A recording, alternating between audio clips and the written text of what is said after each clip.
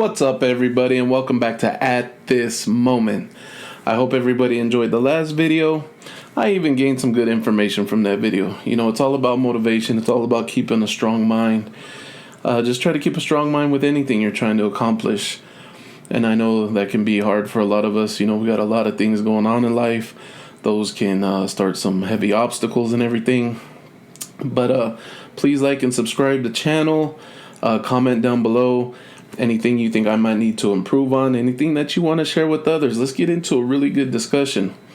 So today's video, wait.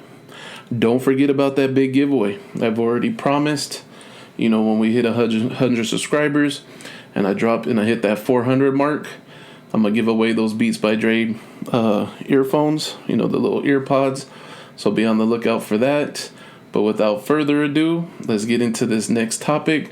Something I want to share with everybody is ways to eat healthy and stay maybe on your lifestyle plan with being on a budget. So let's get into it. So a good thing, and this is one thing we do big time in this household, is plan your meals. My wife will literally do a meal plan for at least 2 weeks, and that's including being on the road for my daughter and her softball. So it's always good to pick one day out of your busy week, give you and your spouse or whoever some time to sit down and really crunch together what you want to eat during the week, whether it be breakfast, lunch, dinner.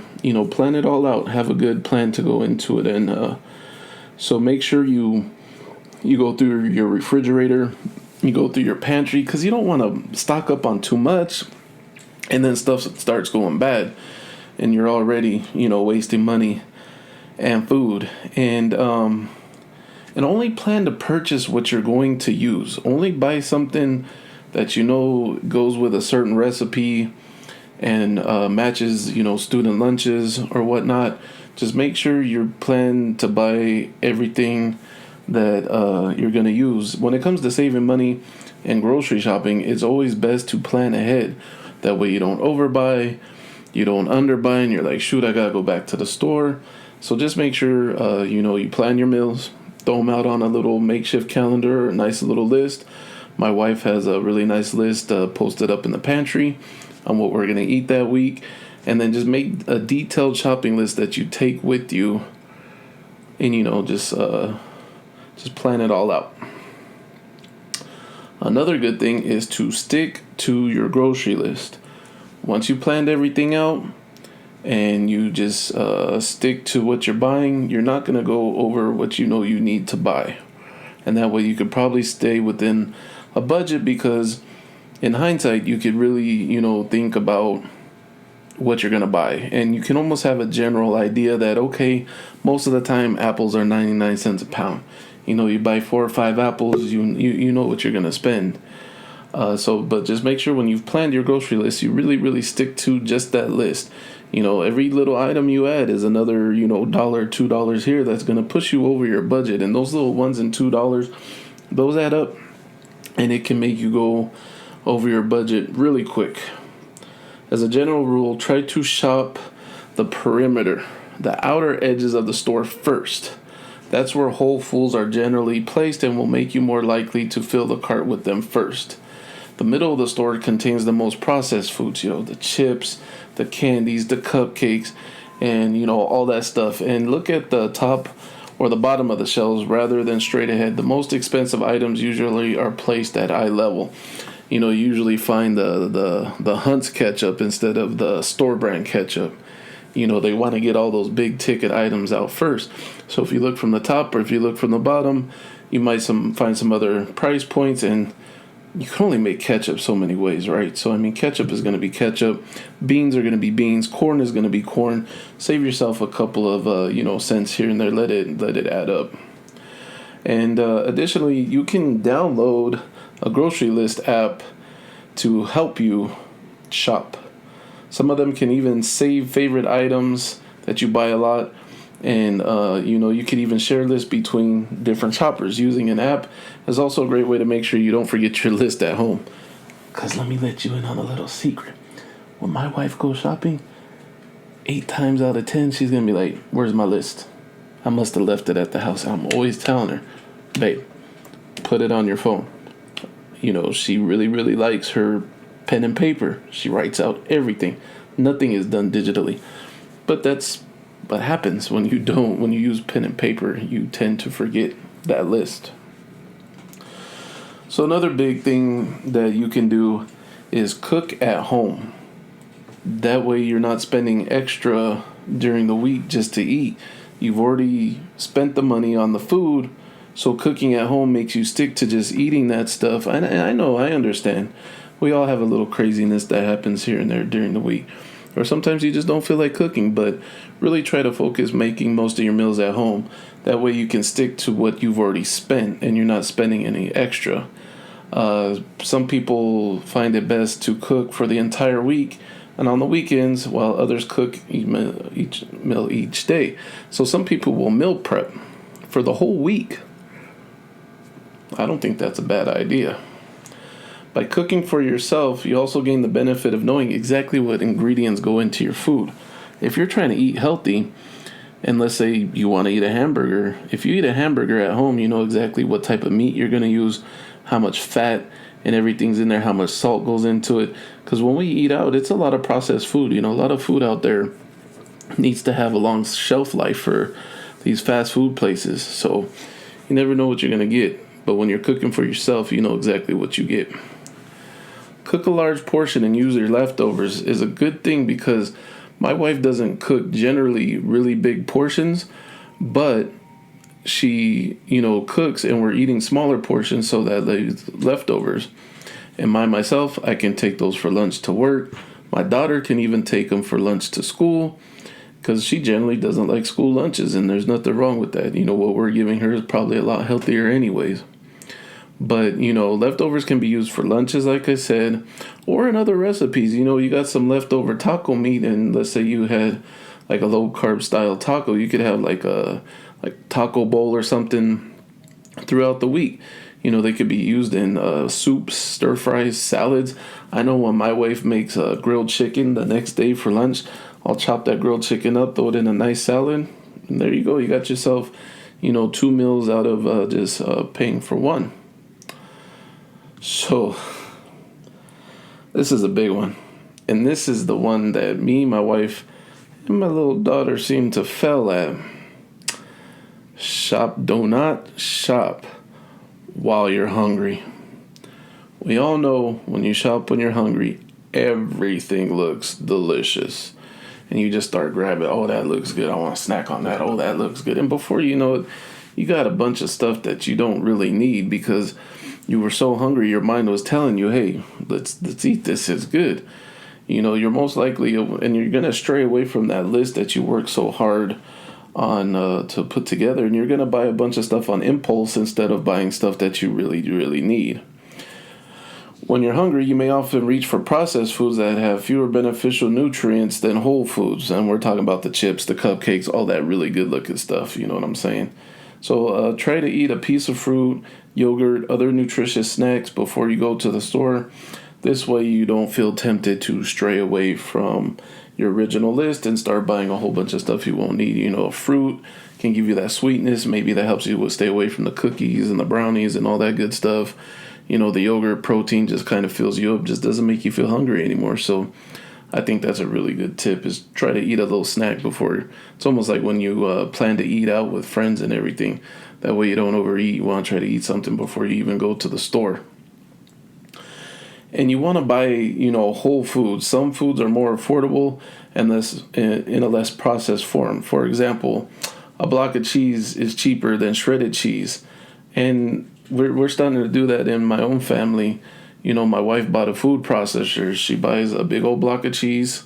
She throws it in the food processor. It shreds it up real nice. And you don't have to worry about paying the price of somebody already doing that for you. And then, just make your own, like, let's say if you want refried beans, like bean and cheese burritos, we always buy the whole pinto beans. We smash them down, make our own refried beans, It's just those little things that help you stick to something because that food product didn't have to go through another process. And also, processed foods are usually sold in large quantities, and you just have to pay for all the packaging and everything like that. So it's not cool. Just stick to something that you could just maybe prepare yourself. Like vegetables. My wife cuts up all the vegetables instead of buying the pre-cut ones. It just all helps you save money all around. I kind of touched on this a little bit better when I was referencing to look at the top and the bottom racks, but buy generic brands. We seem to live in a society where buying generic makes you like just off or something, but honestly, if it's going to help you save money and it tastes the exact same way, just buy something that we see a lot of stores, they have their store brands. I know Target has their own like market brand or whatever they call it, and it just seems to save you sometimes the savings of over $1. And I think if you're gonna want to try to stick to a budget, that could maybe help you go under budget. Just buy the stuff that just has a generic label. All food manufacturers have to follow standards to provide safe food. The generic brands may be the same quality as other brands, just less expensive. They all have a standard they have to be able to offer us, the consumer. So just try to look at the generic brands. Buy the store brand mustard instead of whatever the name brand mustard is. I'm gonna tell you, you're not gonna see a difference at all. Avoid buying highly processed foods. We kind of touched on that a little bit, but you might be surprised to see how much you're paying for highly processed foods like soda, crackers, just prepackaged meals. Like all that has a cost to it because it has a cost to make it. They have to pay for the materials, the can of soda. They have to pay for the materials, the boxing, and everything like that. So despite the fact they often lack beneficial nutrients and may be high in sodium and added sugar, they also can be very expensive, So by skipping processed foods, you can spend more on your budget on higher quality nutrients instead of just a bunch of little fillers. Stock up on sales. If you have favorite products or staples that you use frequently, you could stock up on them when they're on sale. Like if you have something that, like let's say a brand of, I don't know, like spaghetti noodles, I don't know. I'm just trying to think of something that doesn't go bad. And let's say that week at the store, they're on sale for 50 cents or they're usually 99 cents and they're like 89 cents.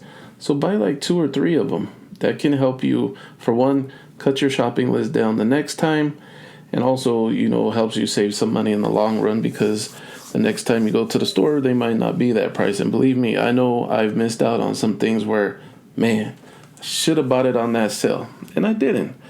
So that's a good thing. Stock up on stuff that's on sale.